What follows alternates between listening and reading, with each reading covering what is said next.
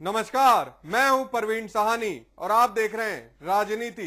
राजनीति में आज बात करेंगे पर्दा नशी से छूटते बीजेपी के पसीने की, अमेठी में मतदान के बाद भी जारी घमासान की, मुंह से मजमून तक सपा विधायक की गुंडई की, बीजेपी के नारायण की सिमी थियोरी की। चर्चा करेंगे सभी खबरों पर विस्तार से। तो शुरू करते हैं राजनीति।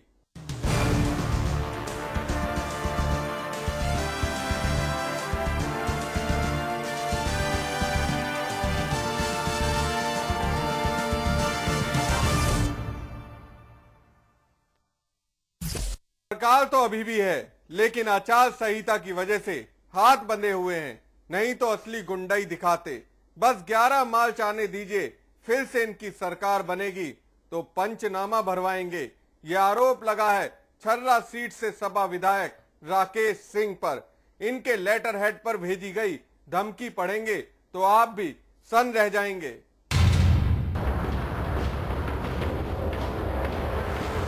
पंचनामा भरवा देंगे, जेल में सड़ा कर मार देंगे, अलीगढ़ से तड़ी पार करा देंगे, पहले की तरह डंडे चढ़वा देंगे, परिवार तक को जिंदा नहीं छोड़ेंगे। क्यों? ये विधायक हैं, सपा के विधायक। राकेश छर्रा नाम है इनका। अब तक भले धमकी सामने से देते हों, अब लेटर हेड पर देते हैं, क्योंकि 11 मार्च के बाद फिर से सरकार आ रही है इनकी। इनके खत का पूरा मजमून शब्दशः सुन लीजिए आप भी। अनूप कौशिक जी, आपको ये पत्र विवश होकर लिखना पड़ रहा है, क्योंकि आप अपनी आदतों से बाज नहीं आ रहे हैं। फिर से राधेलाल भैया जी एवं योगेश भाई साहब के खिलाफ केसों की पैरवी कर रहे हो।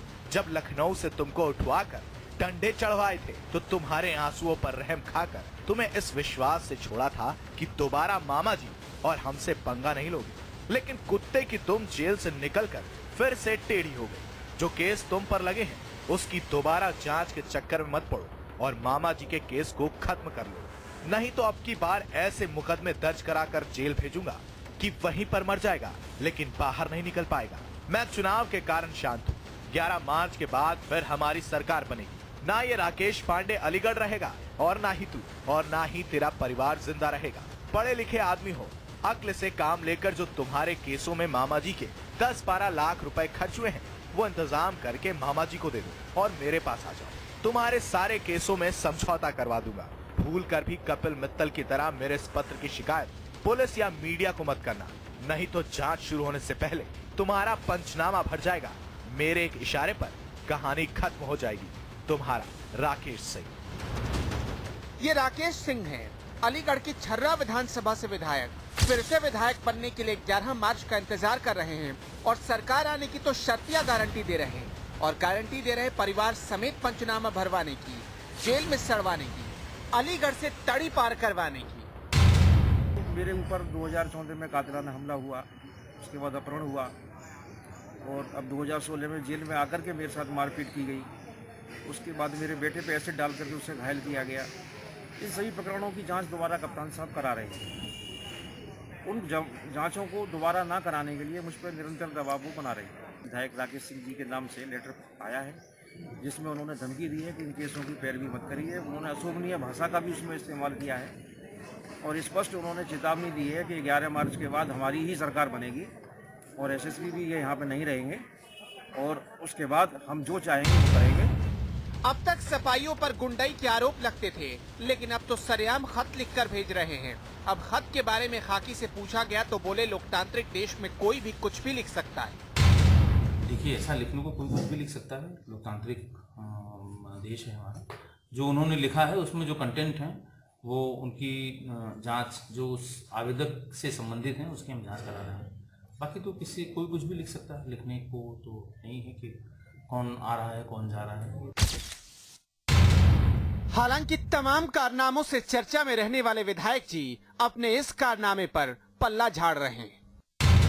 अनूप कौशिक जी से ना आज तक कभी हमारी मुलाकात हुई है, ना उनकी कभी हमसे हुई होगी, ना उन्होंने कभी हमारा ये किया है, ना हमारा भी कभी कोई मामला उस तरह का नहीं था। जहां तक धमकी देने की बात है तो सरकारी पत्रों पे जिस तरह से उन्होंने दिखाया है, अगर उसकी भाषा भी आप देखेंगे तो बेहद अभद्र भाषा है। उस भाषा का इस्तेमाल कोई भी व्यक्ति सरकारी पत्र पे नहीं करेगा।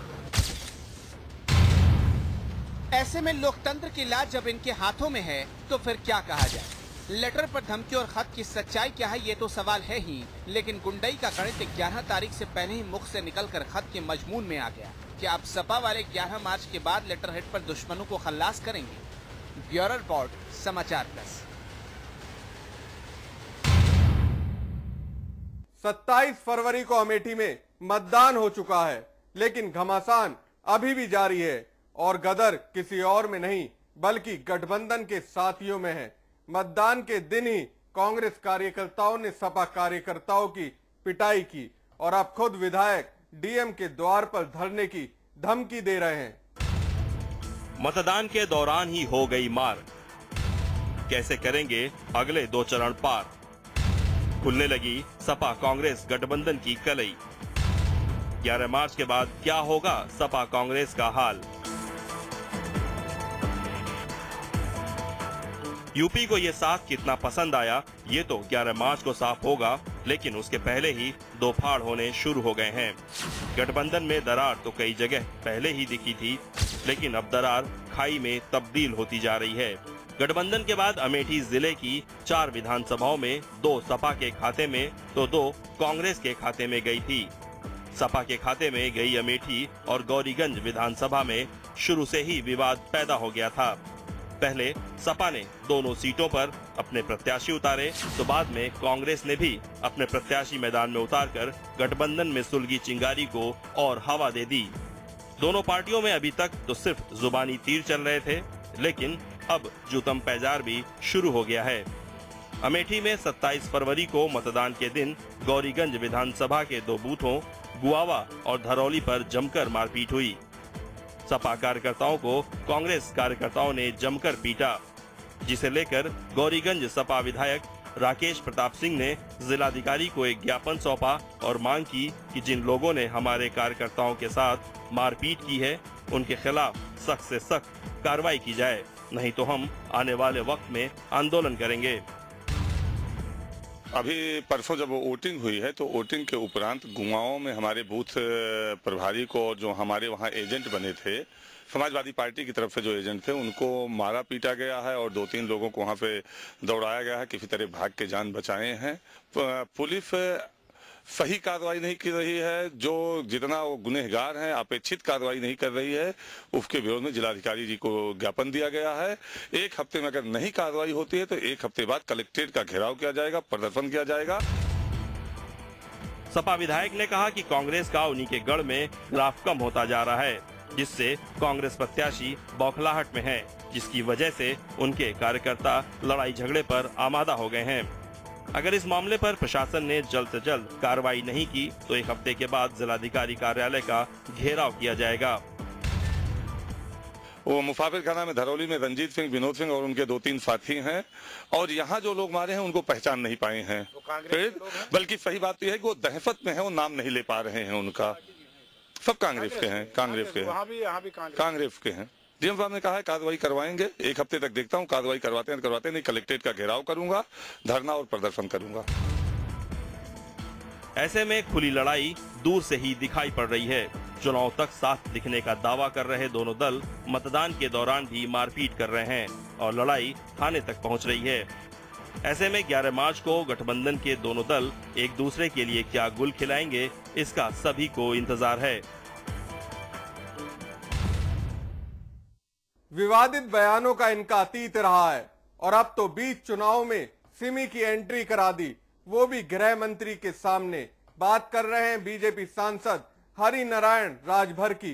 पहले तो खूब सोए, जब जागे तो राजनाथ के कान में बताने की बजाय मंच से बताने लगे और बोले कि मुख्तार अंसारी सिमी का एजेंट है।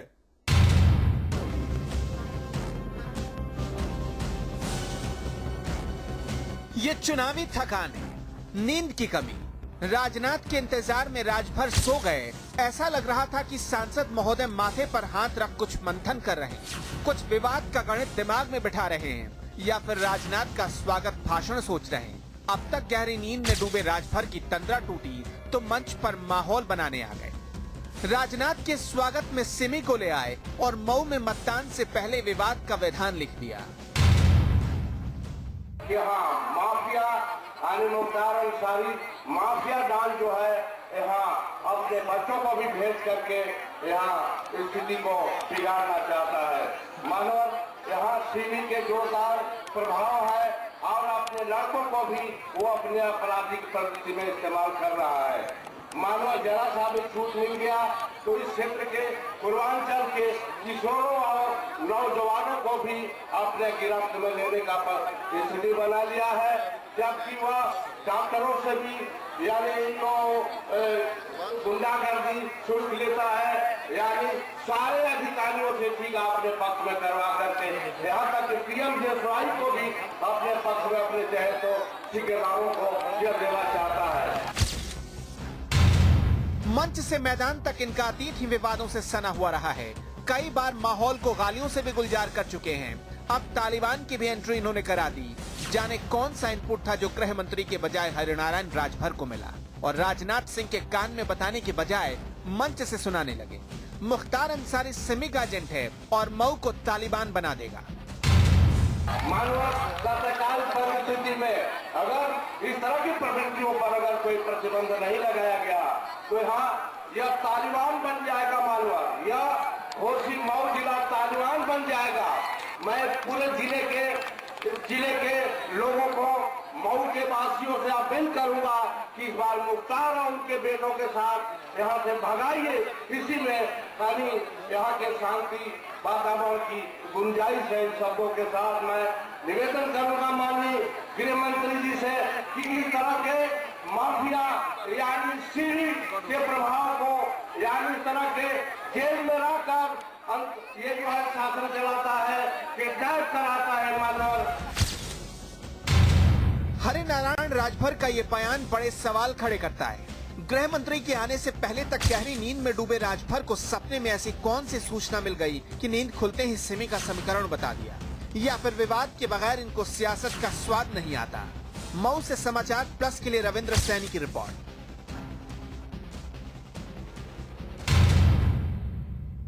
अब सियासी घमासान योगी आदित्यनाथ के आंगन में पहुंच चुका है और ये सवाल योगी की साख का भी है। इसी को लेकर अमित शाह और योगी ने गोरखपुर में शक्ति प्रदर्शन भी किया। क्या इस रोड शो से बीजेपी पूर्वांचल में पैठ बना पाएगी?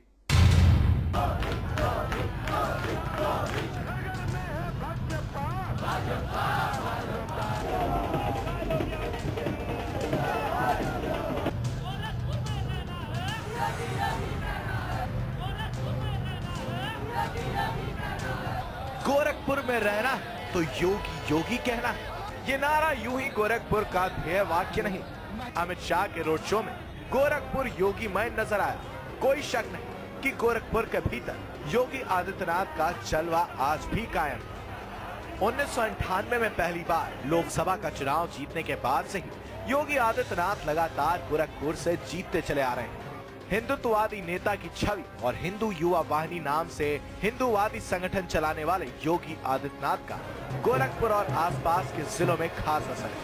इस इलाके में जाति के आधार पर बटे समूहों में हिंदू युवा वाहिनी ने पिछड़े तबके में भी अपना संगठन तैयार कर रखा है। लेकिन इस बार विधानसभा चुनाव के वक्त योगी आदित्यनाथ के लोगों को उम्मीद के मुताबिक टिकट नहीं मिले।